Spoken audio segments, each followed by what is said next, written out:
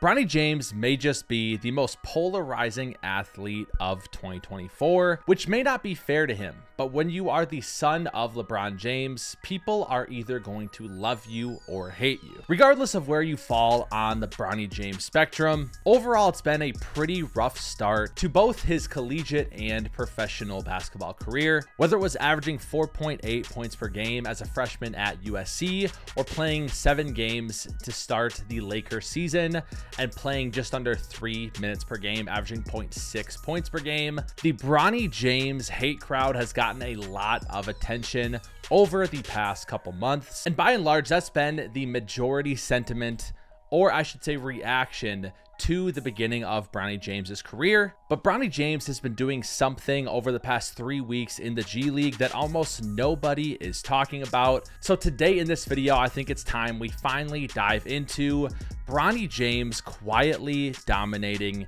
in the G League. Let's get right into it. Like I said in the intro, to begin the year, he made history with LeBron, becoming the first father-son duo to appear in an NBA game in that opening night game versus the Wolves. But Bronny really didn't play for the Lakers after that, appearing in just 7 games, less than 3 minutes per game and 0.6 points per game before he was optioned to the Lakers G League team. And those first 2 games in November for the G League did not go over well for Bronny. That first one on November 9th, he had 6 points, went 2 for 9 from the field, 0 for 4 from 3, and had 5 turnovers. And then just 8 days later on November 17th would have 6 points while going 2 for 10 from the field, 0 for 2 from 3 again, which only perpetuated the Bronny James hate online. But after a 3-week break in the G League schedule, he would return for the South Bay Lakers and finally start to show why he belongs in the G League, scoring 16 points and then following it up just 5 days later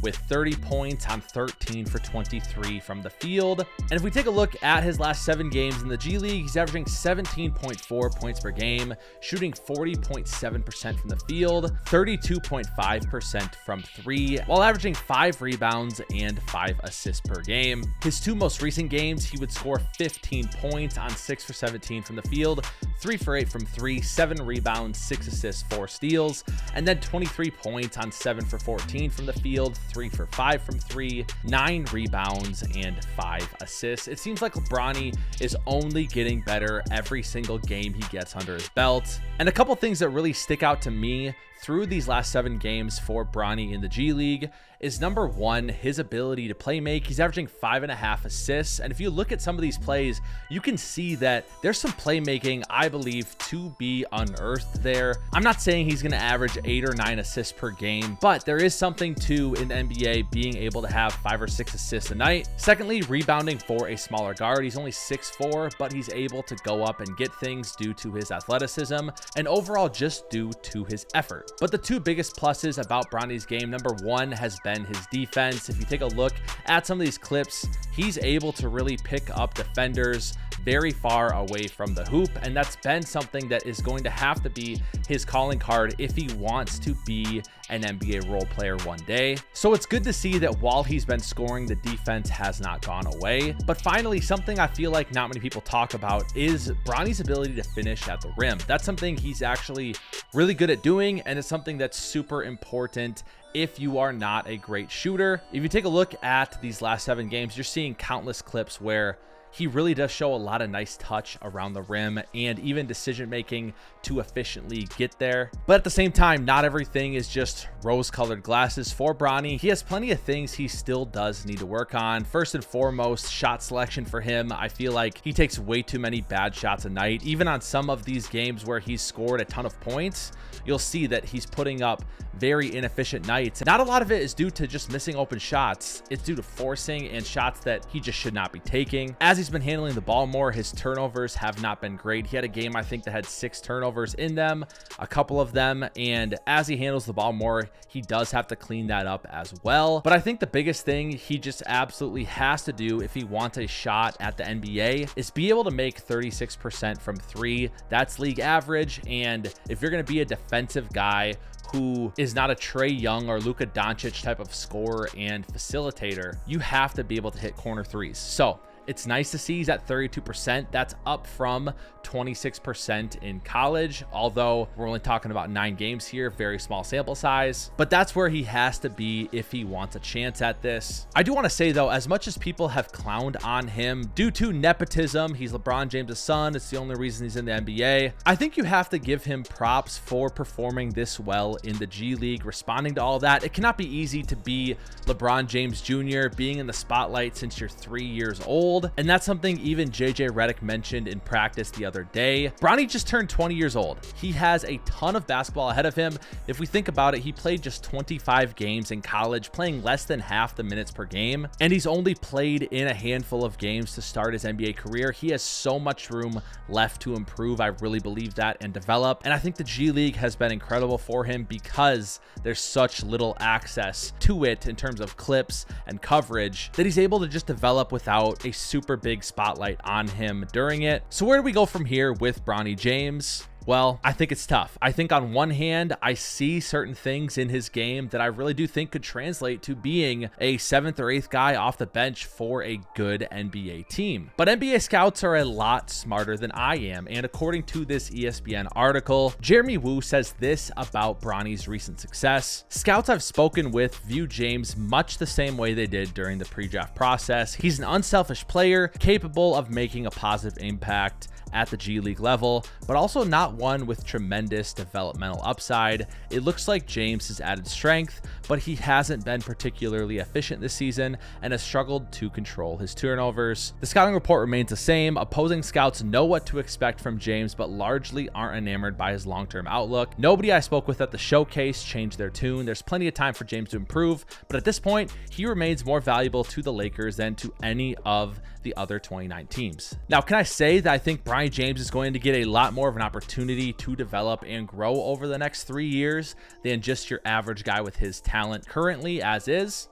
Yes, absolutely. But with that aside, I do think Bronny can become a contributing factor in the NBA one day. I'd say I'd give it maybe a 40% chance, 35-40%, but he has to get in the reps. The G League is an opportunity for him to really be his college experience. He kind of didn't really have that at USC, barely playing a ton off the ball, still tons of eyes on him being in LA. He needs to get 50, 60, 70 G League games under his belt to really be able to develop to a level where he can be a contributing factor. With that being said though, even if he does go off in the G League, that doesn't necessarily mean it can translate to the NBA. You look at a guy like Luka Garza, who averaged 36.7 points per game in 3 G League games last year on 57.4% from the field, 33% from 3, and 12 boards a game. And then the year before in 2022-2023, averaged 30.3 points per game on 63% from the field, 47% from 3, and 9.8 boards. Yet he can't find minutes with the Minnesota Timberwolves